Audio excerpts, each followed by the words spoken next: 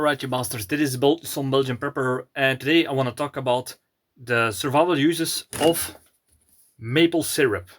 Yeah, I know this is this would be a video just like the honey one, but maple syrup is actually something that is often overlooked for other things than just food, because I will name a few edible and food advice with the maple syrup, but it has also some other benefits that like medicinal or bartering that you can do with this, and that's actually some things that not many preppers think about. It's my motto is do more with less, and yeah, if you have maple syrup, my question is what can you do with it? And I've done some research, and these are the things that I've found. I'm going to do a list so I don't forget anything. My first question was, can you use maple syrup just like honey as to cover a wound that bacteria won't grow? And the answer is not really. N- there is no. It's possible, but perhaps it's possible in some way, but it's better to use honey than maple syrup, because maple syrup, the contents of sugar versus water is higher than in honey, and honey has some other uh, how do you say this? Not really chemical, but has some properties that are more antibacterial, which the maple syrup does not have. But the other problem is if you put maple syrup on a wound, it's too runny to keep covering the wound. Honey will stick to everything, but maple syrup is more running and will eventually get off the wound and will not have the antibacterial benefits of it. So it's not really worth it to use it for that purpose. Is something that I want to say from the beginning. The next thing is bartering. I would say if you real maple syrup, I want to say first this: if you're gonna buy maple syrup, make sure that you buy the 100% maple syrup. The same thing goes with honey. You see in the stores a lot of these honey and maple syrup that is just full with fructose and other kinds of sugary syrups, just so the company can make more money of it without using more of the pure product. So I would advise try to get 100% maple syrup and nothing else, because yeah, it's not really beneficial and it will go less in value for the things that I'm going to say. But there are, if the question is which one would you take, the glass one or in the plastic bottles, that's actually up to you. But to be honest, I prefer the glass one because it's actually more sturdy. You would think that the plastic one would be more sturdy, but to what I noticed is if you're gonna drop something like this from like this plastic, it just cracks directly open. If you keep it to a heat source, it will start to melt, and yeah, you don't have that with glass. Yeah, glass can also break, but it's less breakable than one of these cheap plastics that they are usually made. And with the glass, you can do other things later on. You can use it for several uses. I will perhaps make a video about the beneficial survival uses of glass things against plastic containers. But that's for another video. Uh, where was I? Oh yeah, we're going to talk about the next thing. Bartering. Yeah, the real it could be a little bit more expensive to buy this every time in big quantities. But if you do like me, if you buy once every 3 weeks, you will get quite a collection of maple syrup. If you with money that you perhaps would spend on something that you do not really need. But yeah, it's a good investment because this will last for very long, and that's the good thing, that you can barter it later on, because maple syrup, because it's so sugary, it can last for over 10 years in a good, if you store it right. You can store it indefinitely if you do it in a freezer, of course, but yeah, if you do it like this in a basement where it's dry, cold, dark, it can last for over a decade, from the sources that I read. So, but yet again, do it with pure. If you take maple syrup that is mixed with other things like fruits, berries, or other flavorings, then it will start to go bad much faster. So that's something that you have to keep in mind. But for bartering later on, because these are usually mainly produced in Canada, these, especially here in Europe, it will be more very valuable. It will be like brown liquid gold if shit hit a fan. So this will be something that you will be able to barter with. And why?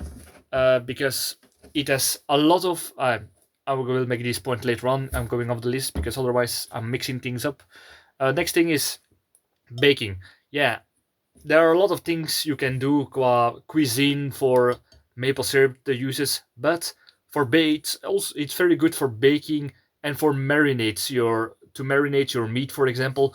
uh yeah, why marinate your meat? Because I told you that I would not go into depth in the food and what you can do as food with it, but for marinate it could be handy, especially if you're during a hike, bug out scenario, you're going to hunt. Then if you ever ate wild game, that meat could be really wild.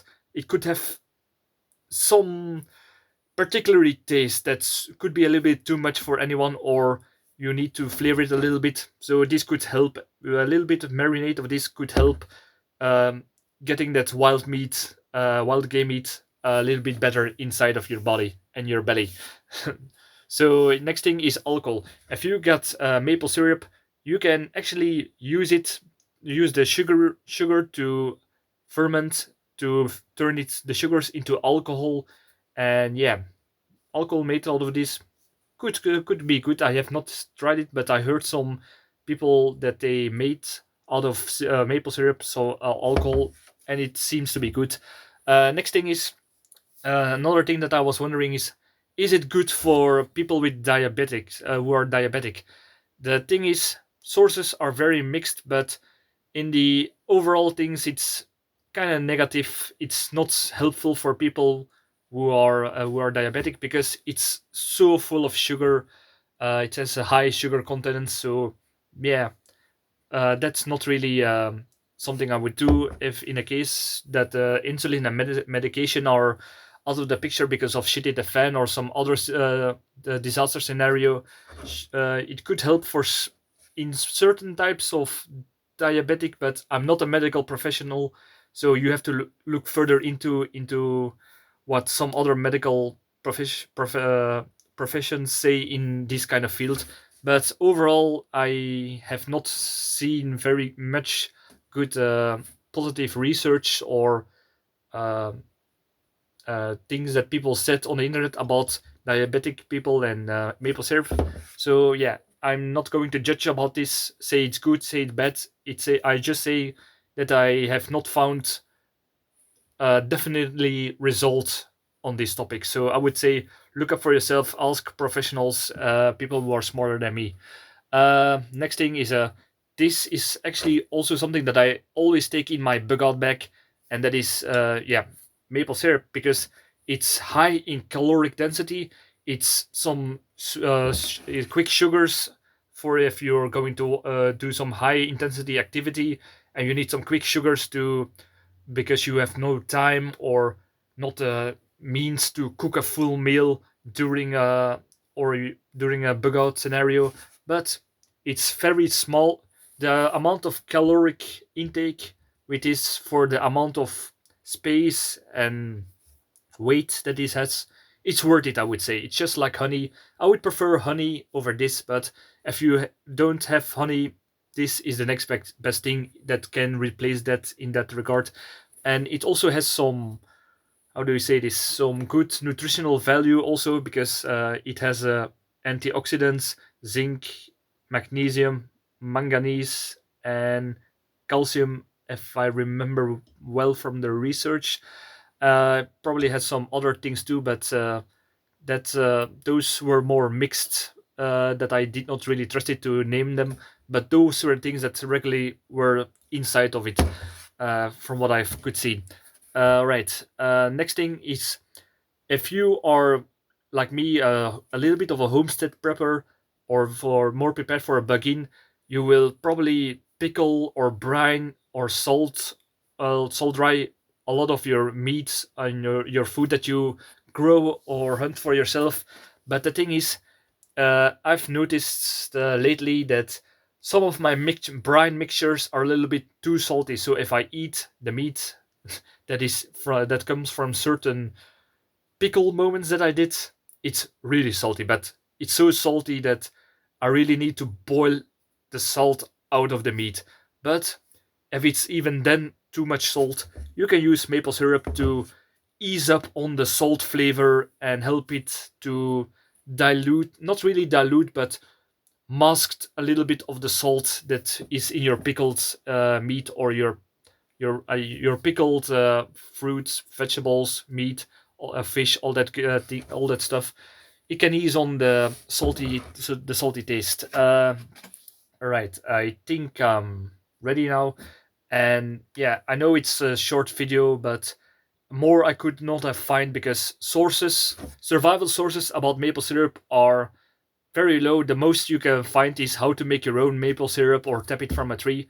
But there are not many sources in medical wise, in other than food related stuff, survival and prepping, that I could find about maple syrup. Perhaps somebody else with other knowledge or experience could put some survival uses of maple syrup into the comments. I'm always eager to learn. Please let me know, because I think I could do more with it, but I have not found the knowledge yet to try out. So please let me know it in the comments, and like, subscribe, all that good stuff. And thank you for watching, and see you in the next video. Cheers!